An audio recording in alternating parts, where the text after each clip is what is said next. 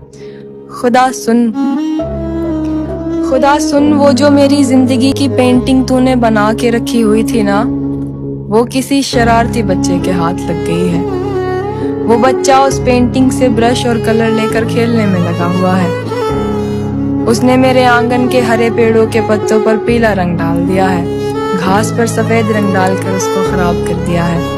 मेरे आंगन के बीचों बीच जो साफ पानी का फव्वारा था ना, उसमें उसने ढेर सारी काई बना दी है। मेरे आंगन के बीचों बीच जो साफ पानी का फव्वारा था ना, उसमें उसने ढेर सारी काई बना दी है। मेरे घर की खिड़की के 2 खानों के शीशों को उसने तोड़ दिया है। मेरे घर के सभी आईनों पर उसने सफेद रंग कर दिया है। मुझे खुद से बात करे कर सा हो चला है।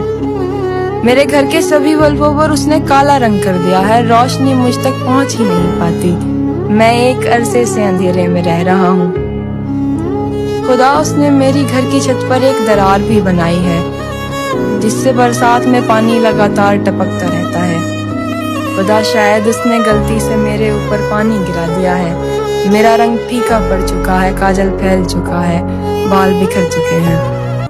खुदा, शायद उसने गलती से मेरे ऊपर पानी गिरा दिया है। मेरा रंग फीका पड़ चुका है, काजल फैल चुका है, बाल बिखर चुके हैं।